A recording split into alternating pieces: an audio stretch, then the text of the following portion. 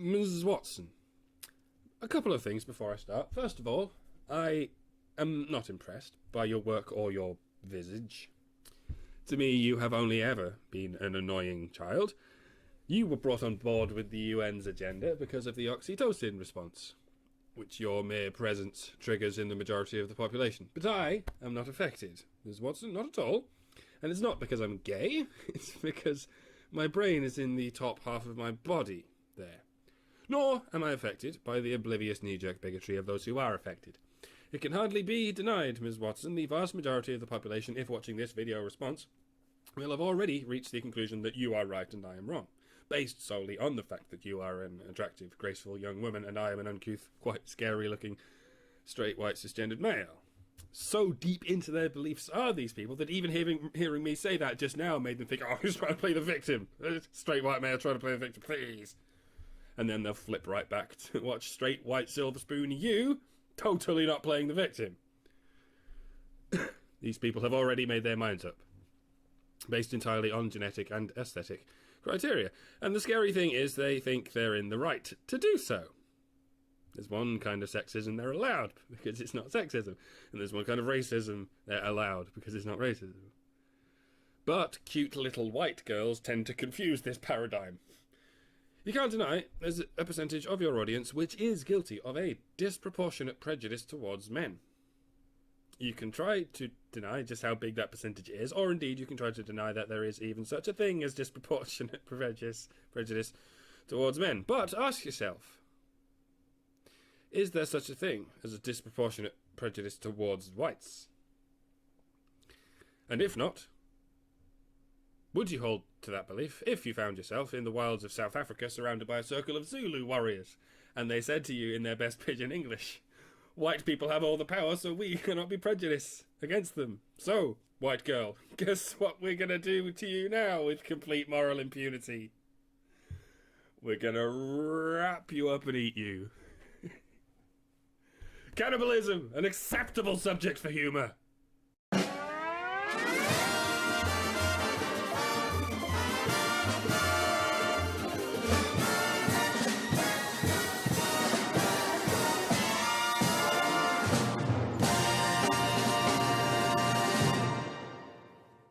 Today, we are launching a campaign called HeForShe. You see, Ms. Watson, if I were on stage, in your place, saying, we are launching a campaign called She for He, the audience live and at home would not react to me in the same way they're reacting to you. Even though in neither of these scenarios has there been any room for clarification, in your scenario they are listening intently, only breaking from their transfixed gaze to nod their heads in agreement. In my scenario, they're already laughing and yelling, get off the stage, you misogynistic bigot. Now, this is not because of some kind of affirmative realignment of our ethics so as to push the future away from your fudged version of history, for which there is no consistent evidence ever established. It is because of prejudice. Miss Watson, it has nothing to do with power. A rich Englishman in a suit would receive the exact same reaction as a Chechnyan hobo in a duffel coat. If he is a white male, then he will be ruined for saying such a thing in public.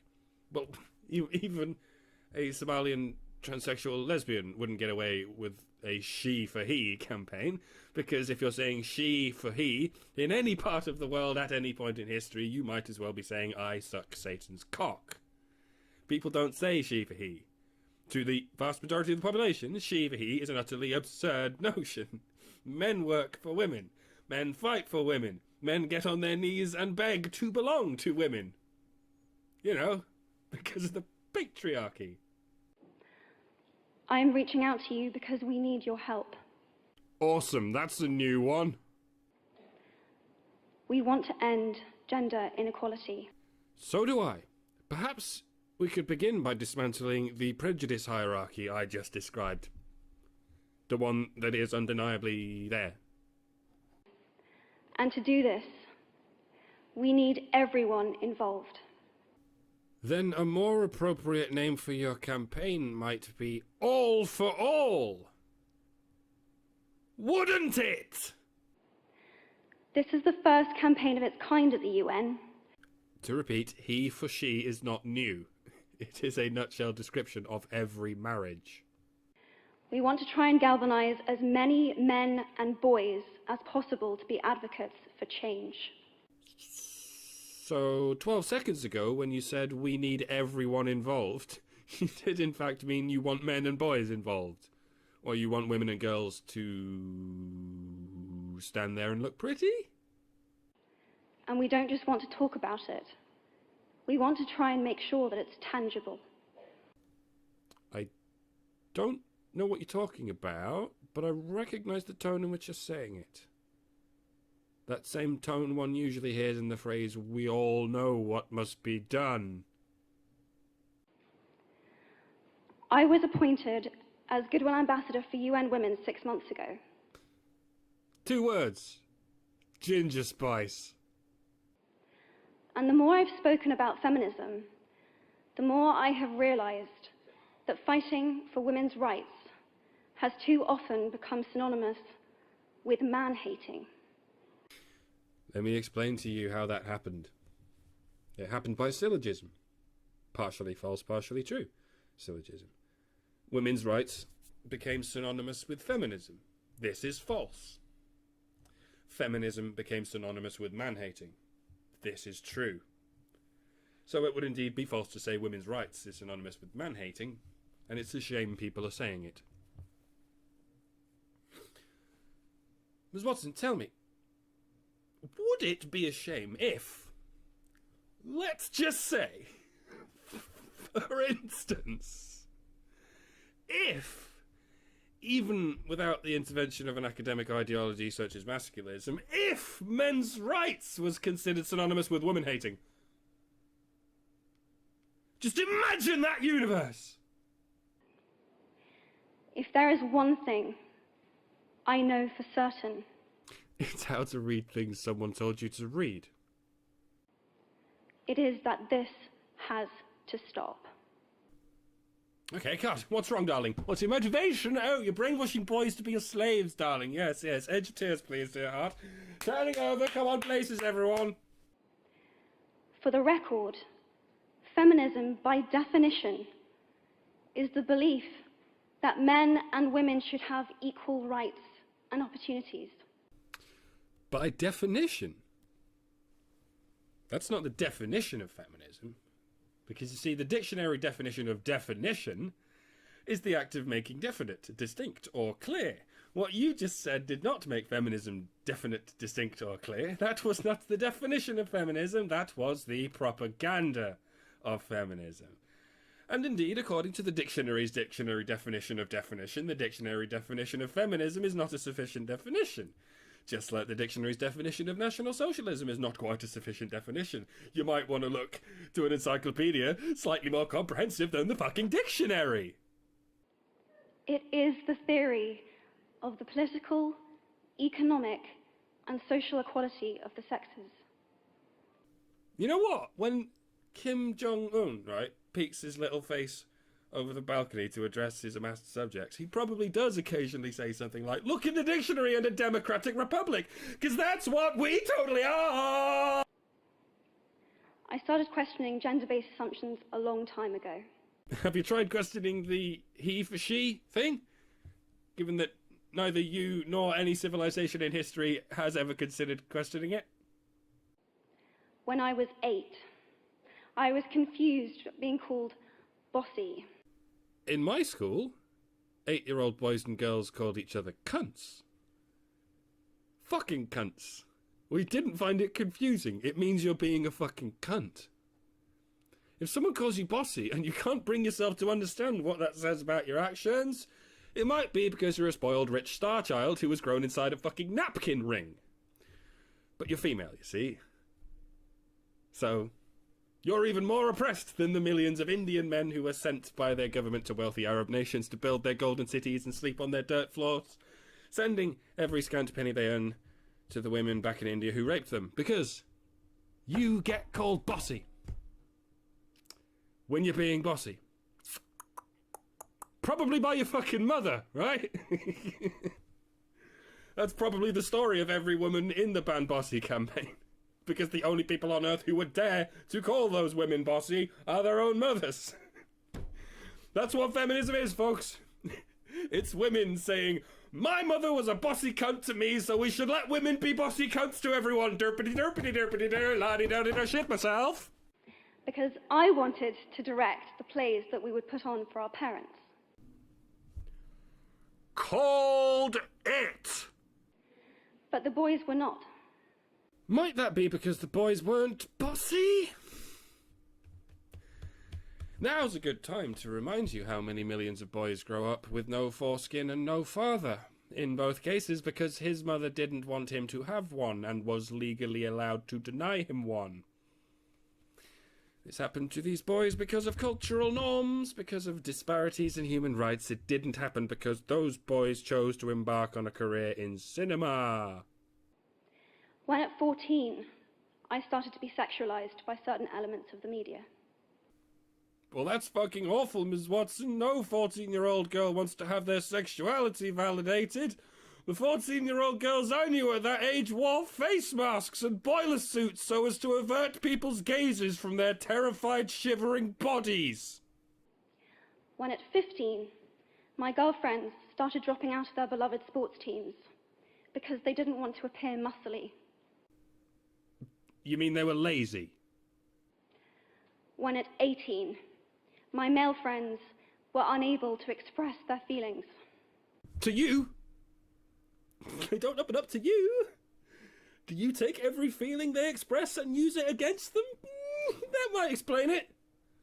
They're able to express their feelings to each other because they get each other. They don't get you because you're a creepy, manipulative psycho, do you see?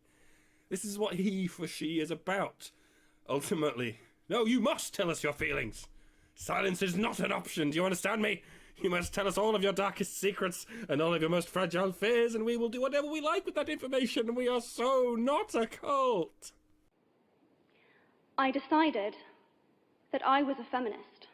Yes, not a women's rights activist, not even a women's rights advocate, just a feminist. You aren't active, and there's nothing to advocate, so you're just feminine. Ideologically feminine. And men need to do things for you, just because you're standing there and being feminine. I mean, it's a wacky new idea, but it might just work. And this seemed uncomplicated to me. That's because you live in a feminist nation. You grew up in the second wave, darling. Whatever is around you looks normal, looks like zero. If you grew up in an Islamic nation, you would be a Muslim, and you would not find it very uncomplicated. That is how it works. But my recent research has shown me that feminism has become an unpopular word. It has become an unpopular ideology. You cannot just play this seesaw game with me, Watson.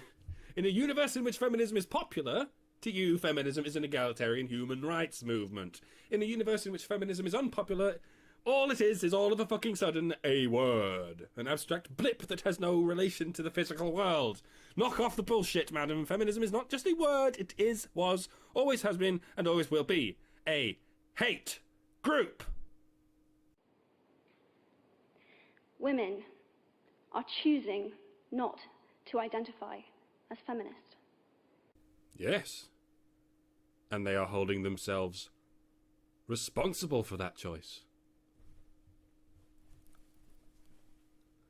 Because they are active now, not just feminine. Apparently, I am among the ranks of women whose expressions are seen as too strong. You are currently saying these words as an ambassador at a UN conference. I can't even think of a metaphor for this level of stupidity. It's as though you're speaking as an ambassador at a UN conference and saying, I don't get to express myself. Too aggressive. Far from it, by the way. I admire strength and aggression in women every bit as much as I admire it in men. What I do not admire is dead-eyed insanity. Isolating and anti-men. Unattractive, even.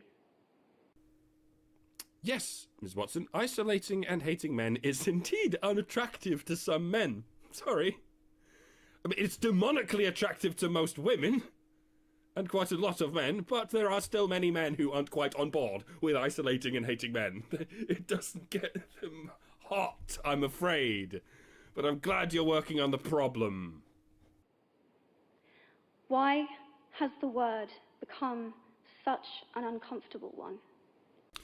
Because the ideology it describes is such an uncomfortable one.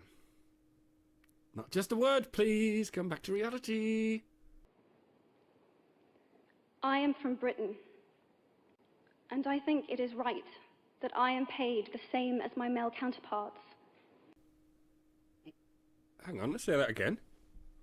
And I think it is right that I am paid the same as my male counterparts. So do I. I'm glad we could clear that up.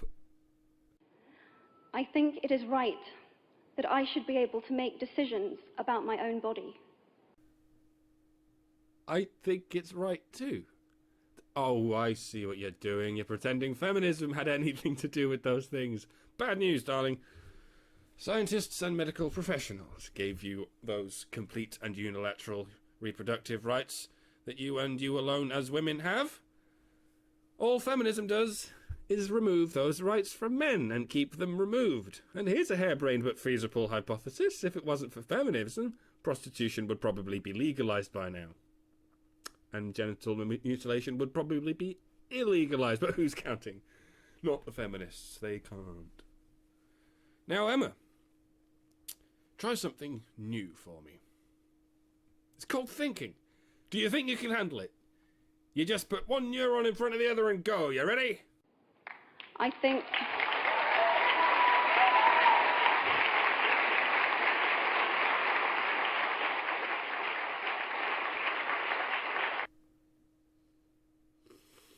One more time with a bit of heart, sweetie. Turning over! I think it is right that women be involved on my behalf in the policies and the decisions that will affect my life. They are. These people will not lose their jobs if we remove feminism from our legal system. They'll just be very pissed off. I mean, even more pissed off. Actually, they may well be less pissed off. Boundaries make people grounded. I think it is right that socially I am afforded the same respect as men. Really? Because I don't give a fuck about socially. I would like the legal system fixed. I'd like the ideology cleaned out of the laws, please. What goes on socially in terms of respect can mean literally anything. You, Emma, can stand out in public punching a man repeatedly in the face, and you might well say the only reason no one's arresting you, let alone stopping you, is that they don't socially respect you. Maybe they socially respect the man you're battering in the face. But they're nicer to you. A lot nicer.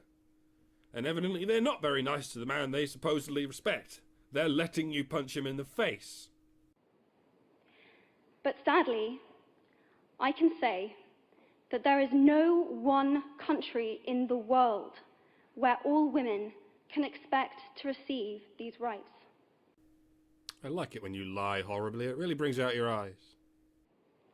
No country in the world can yet say that they have achieved gender equality. No. Most Western countries, for instance, are infected with a language virus called feminism. One symptom is it makes them work definitions backwards. Feminism is defined as the pursuit of equality, so they define equality as the pursuit of the feminine. So they just push the feminist agenda harder and harder every year. And every year, women get more bogged down in victim culture and men get more psychologically shell-shocked into working themselves to death. And everyone keeps asking themselves, why don't we have equality? We keep pushing feminism in and we're not getting equality. What the fuckity-fuckity-fuck? These rights I consider to be human rights. Then why aren't you a human rights activist, Ms. Watson? Why are you a feminist instead? But I am one of the lucky ones. Ironically, you're actually one of the more hard-working ones. You at least make art. The lucky ones are the ones who get to sit on their asses all day. Like a billion, you didn't know? My life is a sheer privilege. Apart from those traumatic childhood moments when someone damaged you by calling you bossy. And all that teenage horror with your sexuality being worshipped and whatnot. Because my parents didn't love me less because I was born a daughter.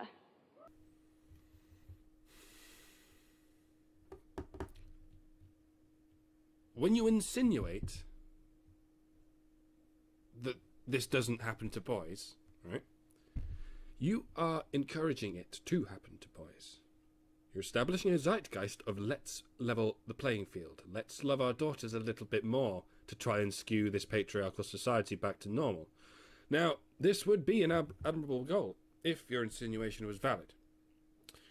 But if, let's just say, it were not valid, and if, in fact, it's just as common for male children to be loved less in our society, then you are, in fact, skewing it in an unfair direction, and for no reason. And if you continue to establish this zeitgeist, you will only continue to make parents love their sons less and less, forever convinced that they're still not loving their daughters enough. Hypothetically, this might repeat generation after generation and spiral out of control to the point at which we're legally mutilating the genitals of male children and thinking it's perfectly normal. Where hundreds of millions of newborn babies have their sex lives crippled for no good reason, and you can stand up there and tell people they're not loving their daughters enough. It's time for a fuck you, Emma. It's time for a big, fat fuck you. My school did not limit me because I was a girl.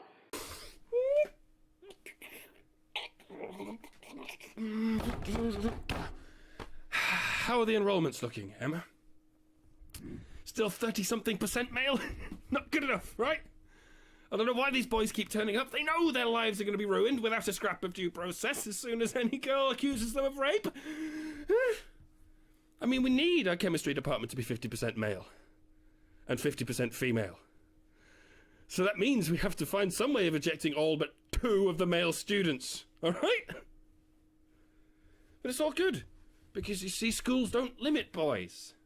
Boys thrive on desks and blackboards. They are totally not being deprived of the kind of tangible, mechanical outdoor education they might have received in their natural state.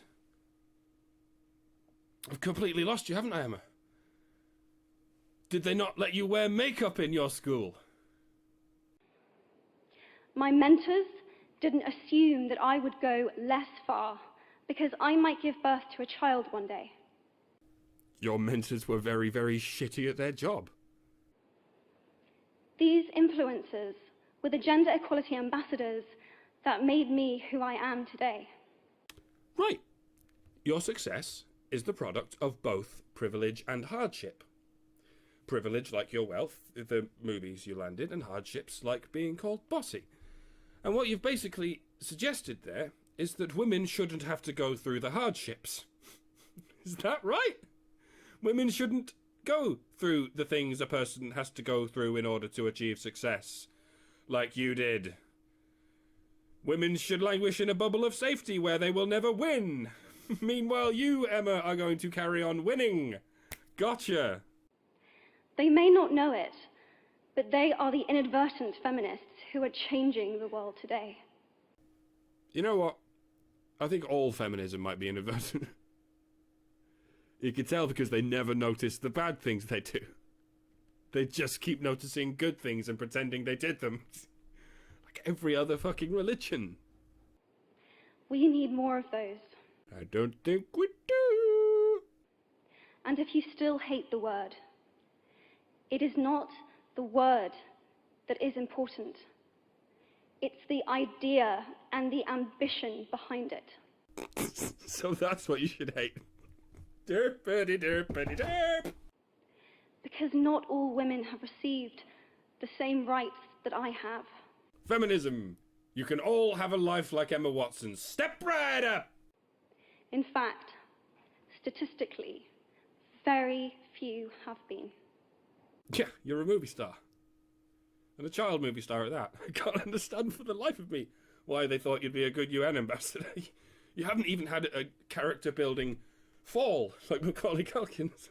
You've been in a bubble of endless praise and privilege for your entire adult life and beyond. The only reason you're here is because you release oxytocin. but I don't think they realise quite how icy and terrifying you would be when performing this speech.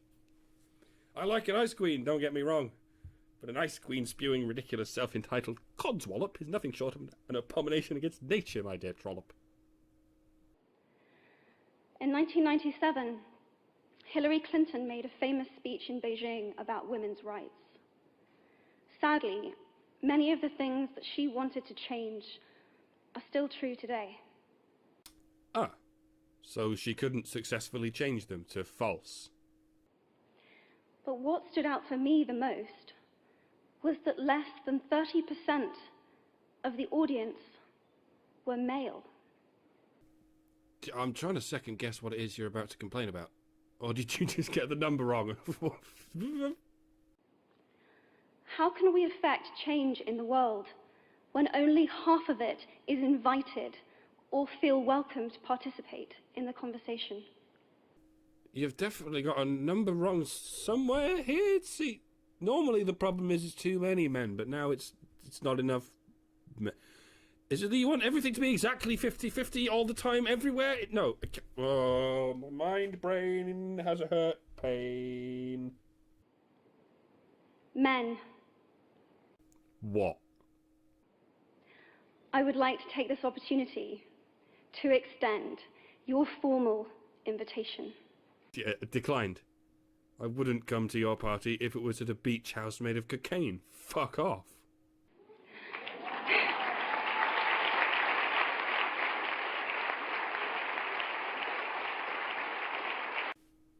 These guys get it. Gender equality is your issue too. Yes. Well, your issue is feminism. They're different things, do you see? They're opposite things, do you see? Because to date, I've seen my father's role as a parent being valued less by society, despite my needing his presence as a child as much as my mother's. Yes, so we really need to reform the family courts. Remember what I said earlier about cleaning the ideology out of our laws, please? I've seen young men suffering from mental illness, unable to ask for help.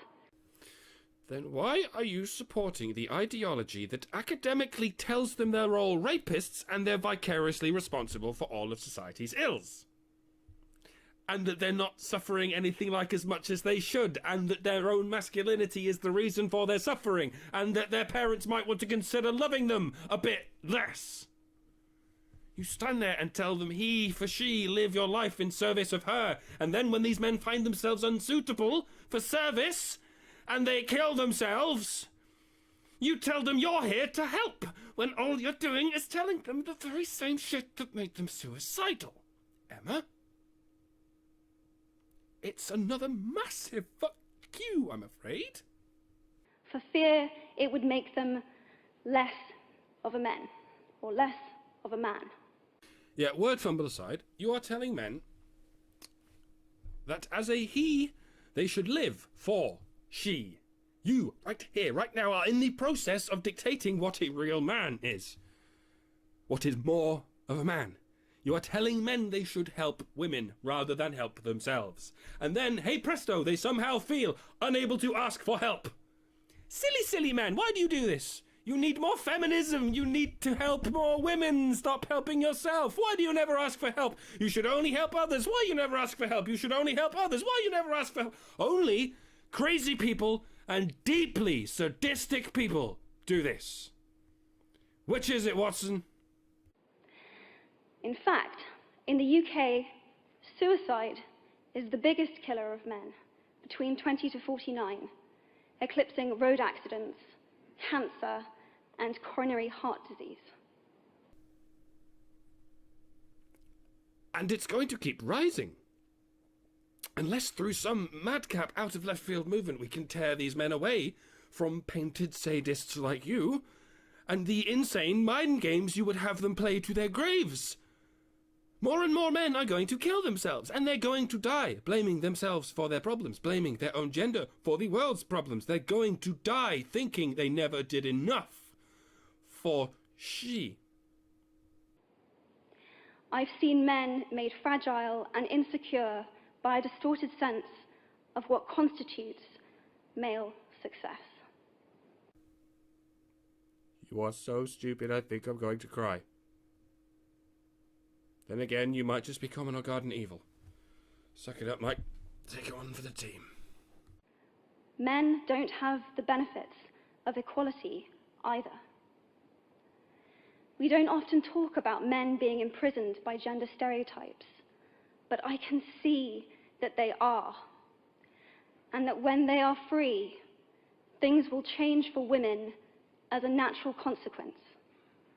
Clearly you only speak in gender studies, darling. They aren't imprisoned by gender stereotypes. Gender stereotypes are the things you worry about.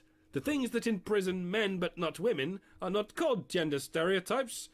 They are called corrupted legal systems. They are corrupted by the gender ideology that grew in our universities. The one with which you are currently trying to officially simulate the UN. The kinds of things that are only made endlessly worse by campaigns along the lines of HeForShe. Emma, mate, see if you could say a shitload more things that are only made endlessly worse by the religious edification of the mantra HeForShe. If men don't have to be aggressive in order to be accepted, women won't feel compelled to be submissive. If men don't have to control, women won't have to be controlled. Both men and women should feel free to be sensitive. Both men and women should feel free to be strong. It is time that we all perceive gender on a spectrum instead of two sets of opposing ideals. Your bowling strikes every time, Watson. Tell you what, if they applaud now, life is officially over. If they can hear you say all that shit about stop the binary, stop the control of men over women, and instead let's HeForShe, instead of perhaps all for all. If they can hear that flat-out, indefensible, hilarious, stupid, complete contradiction in not just terms but entire modes of thought, and then actually applaud it, then it is all over, folks. It's officially all fucking over.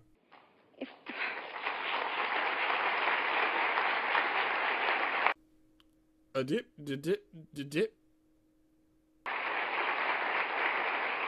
If we stop defining each other by what we are not, and start defining ourselves by who we are. Right, well, he and she are not who we are, they are what we are. And in either case, one should not be devoted solely to the other, while the other farts around playing endlessly self-contradictory victim circles, wondering why men are killing themselves. We can all be freer. And this is what HeForShe is about. It's not even a fucking head desk moment, it's a whole new thing. I don't even know what it's just fucking... Jesus.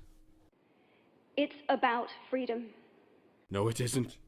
It categorically isn't, you useless fucking trunk donkey. It is about using force to keep men locked in place so that men can use their helpless devotion to keep women locked in place. It is exactly the same system that has always been going on. And you are talking about internationally, governmentally locking it in place, preventing any freedom or any deviation from the mutual psychological slavery cult from ever being questioned. This is some 1984 shit, Ms. Watson. This might be the most evil thing you ever do. At least I hope so. Where do you go from here? I want men to take up this mantle so that their daughters, sisters, and mothers can be free from prejudice, but also so that their sons have permission to be vulnerable and human too. But not free from prejudice. Just vulnerable, please. And What? Permission to be vulnerable and human too. Permission to be human? I don't know what the shitting fuck you mean by that. We have ourselves a title. Permission to be human. Holy fucking shit. You get to be human, as long as you stay vulnerable and accept prejudice. I did not get drunk enough for this. Reclaim those parts of themselves they abandoned, and in doing so, be a more true and complete version of themselves. We have the technology. You might be thinking, who is this Harry Potter girl? I'd honestly forgotten. You've got this whole new Cruella de Vil vibe going on now. And what is she doing speaking at the UN? And it's a really good question. I've been asking myself the same thing. And you answered, I'm here to talk the fattest load of bollocks any human has ever said, let alone in the U-fucking-N. All I know is that I care about this problem, and I want to make it better. Forgive me if I'm unconvinced. And having seen what I've seen, and given the chance, I feel it is my responsibility to say something. There's your problem. See, first, you need to have something to say. Then you need to bring it to someone. You don't just turn up somewhere very bloody important and then think, oh fuck, I forgot to have a thing to say. The brain diary. Statesman Edmund Burke said, all that is needed for the forces of evil to triumph is for good men and women to do nothing. Now, you've added a couple of words to that, haven't you? Burke's original proposition is that all it takes is for good men to do nothing. According to him, or at least his vernacular, women were immaterial. I would disagree with both of you. From what I've seen, what it truly takes for evil to triumph is for women to do nothing and for men to keep doing everything for them.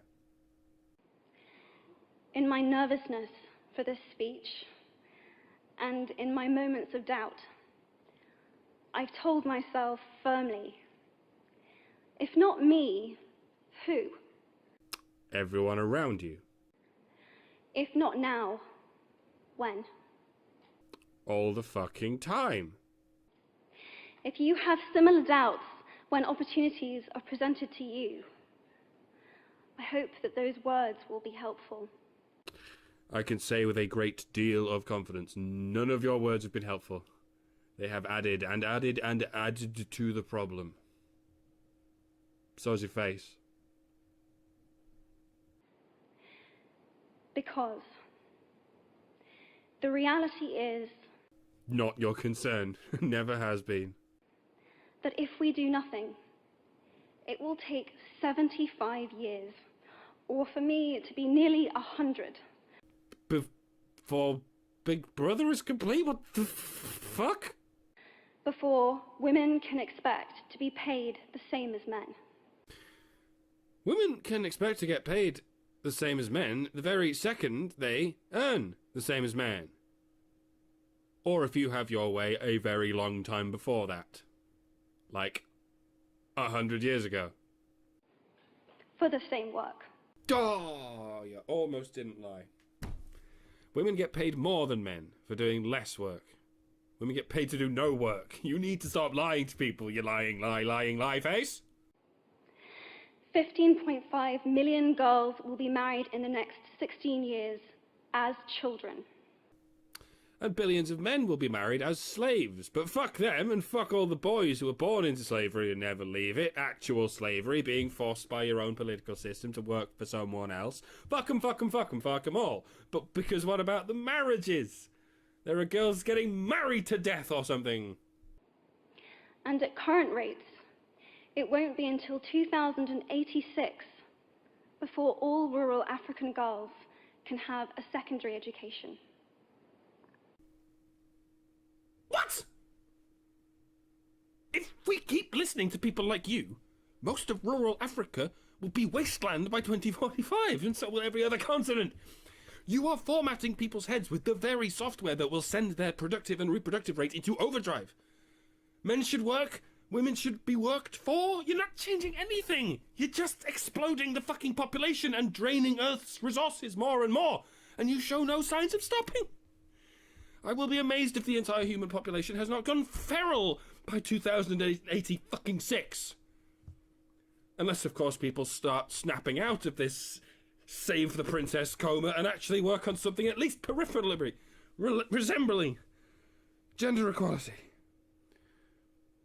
Jesus.